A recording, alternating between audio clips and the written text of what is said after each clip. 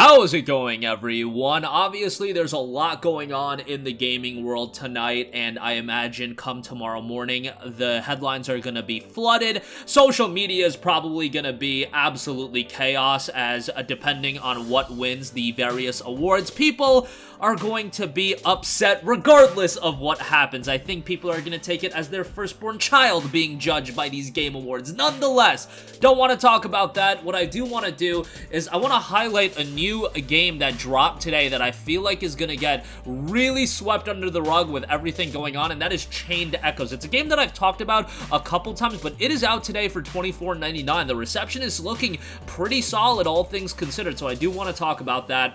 A game that I'm going to be starting here, hopefully later today. A lot on my plate right now, and Marvel's Midnight Suns, Need for Speed Unbound, but Chained Echoes is something I'm really excited to give a shot to, so want to cover that. Dying Light 2 has gotten its latest update. Update 1.8 is live, so that game continues to get better, and we have quite the information drop on Wild Hearts as well, as that game's PlayStation Store page has been updated. We got a price point. I think people had expected that, but some other notes and news on that as well. We'll get to that in a little bit. But first of all, Chained Echoes has officially released on the PlayStation Store. It's available on PC, it's available on Xbox, it's available on Xbox Game Pass, so if you have a PC that can run it, which by the way, not that hard to run, or you have an Xbox, you can play the game that way as well. I believe it's on Nintendo Switch as well. It's not like a super technically impressive game, of course, but this is a game that very much harkens back on the throwback visual style, and it's got that pixel graphic look, really taking inspiration from SNES JRPGs, PS1 JRPGs as well. Currently, the game's got 26 Steam user reviews, 100% positive. Deck13 was nice enough to hook me up with a copy of the game on release date. I just got it, just finished the download. Really excited to give this game a go myself, but I imagine that this game is going to really get lost in the shuffle, especially because we just came off a week where, you know, people are picking up Midnight Suns, people are picking up Callisto Protocol, people are picking up Need for Speed Unbound, and not only that, you're looking at this game dropping on what is sure to be one of the busiest news days for gaming all year. Social media is going to be riddled with talk as far as what games won what awards, all the reveals. I mean, we potentially have Death Stranding 2 being revealed tonight, so that's going to be major, and a bunch of other reveals. It's going to be 2.5 hours long. You guys know the deal, but Chained Echoes, just wanted to make sure you guys knew that this game dropped. I understand if you don't want to drop $25 on it. It's the holidays. Guys are strapped for cash, but add it to your wish list if nothing else, and maybe down the line pick it up. And if you do have one of the other platforms that have Game Pass, again, you can play through Game Pass. Just something I think a lot of you guys will ultimately end up digging. It's a story-driven JRPG where a group of heroes travel around the vast continent of Volandis to bring an end to the war between its three kingdoms. In the course of their journey, they will travel through a wide array of diverse landscapes spanning from wind-tanned plateaus and exotic archipelagos to sunken cities and forgotten dungeons. Take up your sword, channel your magic, or board your mech. Chained Echoes is a 16-bit Golden Era-style RPG set in a fantasy world where dragons are as common as piloted mechanical suits. So again, that game is out today, available on PS4 and obviously playable on PS5 as well. Alright, moving on from that, Dying Light 2 is a game that I feel like I've been talking about all year. Well, it came out back in February, and I played it on launch day. I enjoyed the game, but like, it was obvious to everyone that played the game that this game had some glaring shortcomings, and ultimately it was not as good of a game as Dying Light 1. Now, the story with Dying Light 1 was that game came out at a really solid state, but that game ultimately just got better and better over time, and hopefully with Dying Light 2, that is true as well. And now, Update 1.8 is live. They're adding a bunch of new features, Biter's behavior changes, benchmark option on PC, LOD, range multiplier, motion sickness reduction in the accessible menu. You've got rendering and lighting improvements, and then as far as gameplay updates, there's a ton of that. Gameplay updates, technical updates, co-op updates, UI updates. I can't run through everything just because there's so many, but hopefully that does iron out the bugs and glitches. With a game like this, bugs and glitches are just gonna be prevalent. Maybe I am just accepting that reality that that's just gonna happen. I kind of wish this game ran better on consoles. I played it on PC entirely when it initially came out, and then I have it on PS5 as well.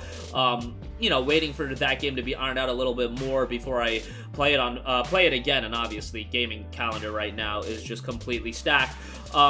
With Dying Light 2, you might want to wait until this game gets either a significant discount, which it gets pretty regularly. You can find it for around $20-$25 at this point, but at some point, given that there was Dying Light the following, there was Dying Light Platinum Edition, all that stuff, at some point we're gonna get a complete edition of this game, so if you're down to wait like another year, at that point this game is just gonna get better, and maybe by that point we'll also get a definitive version of the game. Maybe not a year from now, it might take quite a while. Like, when did the Platinum Edition of Dying Light 1 come out? I feel like it came out in 2021, and Dying Light 1 came out in 2015, so 6 years after the initial launch of the game, they did the definitive re-release. That's how long they update these games for. Dying Light 1 saw updates all through that time. Like, bear in mind, Dying Light 1 came out in January of 2015, and that was a game that Techland decided to go back and still upgrade on the PlayStation 5. You can't say that about a lot of games that are being upgraded that are 2015 titles.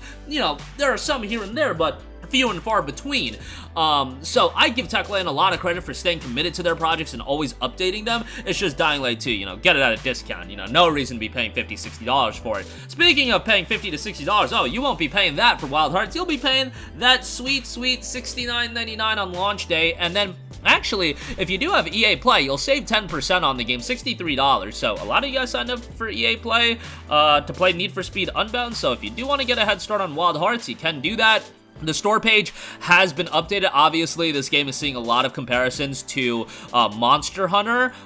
There is the base game, and if you do buy that, you'll get 5 chat stamps and 1 emote. This is a game that I am really excited to see what the reception and how much buzz this game actually generates, because February is like one of the most disgustingly packed months of game releases that I've seen in quite a while, and I've been saying that a lot recently, but February is just stupid stacked, given that last February I thought was pretty loaded with Dying Light 2, Horizon Forbidden West, and Elden Ring probably trumps, February's offerings this year in terms of one major title, but Hogwarts Legacy is either at Elden Ring's level or pretty damn close in terms of, marquee and the buzz that game has, and that'll probably only increase. It'll exponentially increase as we get closer to the game, but not only that, you're talking Atomic Heart, you're talking Wild Hearts, you're talking stuff like lower key stuff like the Tales of Symphonia remaster, and then not only that, PlayStation VR 2 and all the VR 2 titles, including Horizon Call of the Mount, so there is a Horizon game coming this February as well. Interesting how that all turned out. So Wild Hearts is a new IP. It'll be interesting how it does shake out, and at $70. $70 games have had a track record of going on sale pretty quickly. We saw that with Need for Speed Unbound. We saw that with Gotham Knights. So even if you don't pick it up launch day and that $70 price tag pushes you away, well, wait a little while, and this is a game I could easily see getting down to $35 by, let's say, May, June, the summertime. I could easily see that happen, but game I'm very interested to see how it turns out. Next gen exclusive, of course, and hopefully with EA Play, they do offer a 10-hour trial with this as well, so people can get a taste of the game, because I think that 10-hour trial actually sold a lot of people on Need for Speed Unbound. But Need for Speed Unbound, in fact, it did go on sale pretty quickly.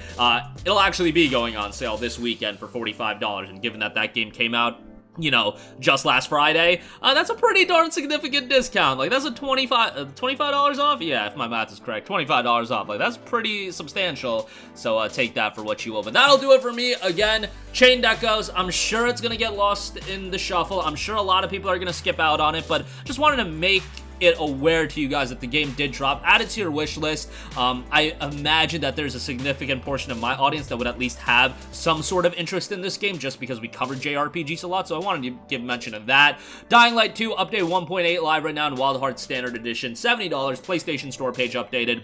A lot of new information about that, but I'm sure a lot more is going to roll out. By the way, that game is done by Omega Force, development studio behind Dynasty Warriors, so we'll see how they do with Wild Hearts. But that'll do it for me. Let me know all your thoughts in the comment section down below. Sound off there. Thank you for watching, and goodbye. Hey guys, we hope you enjoyed the video, and if you did, make sure to hit the subscribe button, and if you're already subscribed, do us a favor and hit the bell icon. This way you'll be notified whenever we post a new video. That's the best way to keep up with all of our uploads, and we usually try to upload 2 videos a day. And with the bell icon hit, you'll be notified whenever we do upload a video. As always, thanks for watching.